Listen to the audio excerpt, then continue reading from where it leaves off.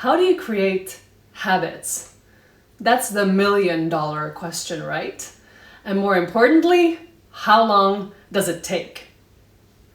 If you listen to interviews with successful, famous, rich people like Oprah Winfrey, Usain Bolt, Jim Carrey, or Barack and Michelle Obama, they all seem to have something in common, and that's habits, and especially healthy habits. Habits seem to be the key to unlocking better productivity, better sleep and health, more money, and I think it's safe to assume that all of us are wanting one of those things. And that's what we're going to dive into right now. I'm Stephanie, also known as the Sticky Fairy, and in this video I'm going to be talking about the 4 laws of behavioral change, originally laid out by the brilliant James Clear in his best-selling book, Atomic Habits. Okay, let's jump into the video. There's a set of 4 rules for creating healthy habits, and they're super easy and simple. It'll blow your mind. The first law is make it obvious. So what does that mean? Let's say that you're wanting to turn meditation into a habit. Now, we all know how hard it is to do something at the end of the day. We probably start procrastinating, or keep procrastinating rather, throughout the day, and then the later it gets, the harder it is to do something. So, by making it obvious, we start this new habit first thing in the morning when there just aren't any excuses. When I get up, I go to the bathroom, then I sit down before I turn the lights on. I wrap myself in the same blanket. I grab my headphones that are next to me. They never leave that place. I still have my phone on flight mode. I have a number of meditations downloaded on my phone. And it's super obvious to me what I need to do next. So basically, you're removing all obstacles so that it is very simple and extremely obvious for you. And over time, it'll feel like you jump on the same train every single morning, you go on the same journey, you have the exact same destination, and you don't have to think about it as you're doing it. The second law is make it attractive. Let's use another example for this law. Let's say you've been meaning to turn running into a habit, and you simply haven't gotten around to it. Maybe you haven't prioritized it or made time for it, and maybe you're just not that motivated. So, according to the second law of behavioral change, you are more likely to create a new habit if you make it attractive by getting to do something that you really enjoy at the same time. Now that makes perfect sense, right? Now what does that mean in practice? Well, most of us listen to podcasts nowadays, and usually there's 1 or 2 episodes out every single week. So, in order for you to make it attractive, make a rule for yourself that you can only listen to your favorite podcasts as you're out running. And in this way, you'll motivate yourself because you will have company as you're running, you'll probably learn something new, and you will just feel that sweet anticipation of knowing that something really good is about to happen, which is listening to your favorite podcast. Earlier in this video, I asked that question about how long it might take to turn something into a habit, and we are gonna get to that a little later, so make sure you watch this video until the end. And for now, if you're liking this content, please hit the subscribe button. It would mean a lot to me. Let's jump to the third law. Make it easy. Now, this third law is fairly self-explanatory. So if you're looking to turn meditation into a habit, you do it first thing in the morning, before you turned on your phone, before the kids wake up and just the regular mayhem starts. And if you want to turn running into a habit, you make sure that everything is laid out for it. Maybe you pick out your running clothes the night before, you make sure that you have your shoes out. I mean, heck, you could even sleep in your sports bra if that's what it takes to get you out of bed into the street in the morning. Basically, you want to do whatever it takes to make the process easy. You kind of have to be like a director. And so you make sure that everyone and everything is exactly where it needs to be when you say action. And finally, the fourth and the cardinal law of behavioral change: make it satisfying.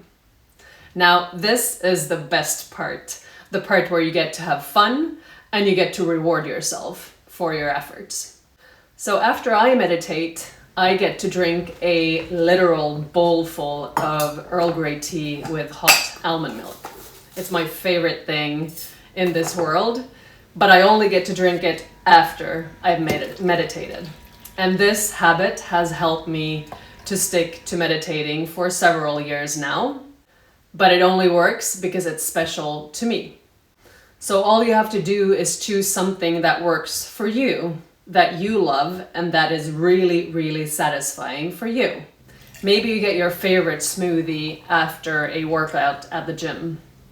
Or maybe you listen to a killer Spotify playlist while you clean the house on a Sunday regularly to avoid confrontation with your roommate or spouse. So anything that turns a habit into a satisfying activity works over time. In short, behavior that gets rewarded gets repeated. It's just a fact. Which brings me to the last part of this video, that million-dollar question about how long it takes to create a habit. The answer is simple. It could be one day or never. What do I mean by that? Well, a habit is something that you do over and over and over again, repetitively, without having to think about it. It's almost part of your DNA when it is a habit. It's kind of like brushing your teeth. And there's not a day that goes by when you think, today I'm just not gonna brush my teeth because I don't feel like it. You would never do that. Why? Because you know better. And that has to do with the why. You brush your teeth because you know just how important it is for the health of your teeth. You also know that there are a bunch of problems that you and I don't even want to think about that could be caused by not brushing your teeth. So you stick to it religiously, twice a day, no question. And that's why the easiest way to stick to a habit is to learn everything you can about it and really understanding why you do something. So if it's about running, maybe you really tap into that reason why you would want to run. It's not just because it makes you fit, but maybe there was somebody in your family who died too young because of heart issues. And so that will motivate you to make sure that your heart is and remains strong. It can literally be anything that motivates you. I turned to meditation because I was really, really sick, both physically and mentally, and I had run out of options. And then I stumbled upon meditation and I learned everything about what goes on in the brain during meditation and what the health benefits are. And after that, I just can't talk myself out of it with what I now know. Here's the thing. Reasons come first, results follow. Always. A habit is only a habit if you keep doing it. If you do it now and then, it's just something that you do occasionally. The second you stop, it's not really a habit anymore, is it? From personal experience, I do know that it takes about a month for me to get comfortable with a new habit. and to lock that new activity into my daily routine and schedule. Sometimes you have to make a bit of room for it. It doesn't just happen automatically as if this beautiful new habit just appears out of nowhere. No, it's never like that in life. You have to work for it. You have to make time and space for it. And then you have the chance of turning it into a habit. Habits are all about the present moment and showing up for yourself day after day. There's nothing that builds resilience like habits, and it feels really good to make yourself proud every single day. I put together a free step-by-step meditation guide for beginners that is based on these 4 laws, and you can get it for free by clicking the link in the description below.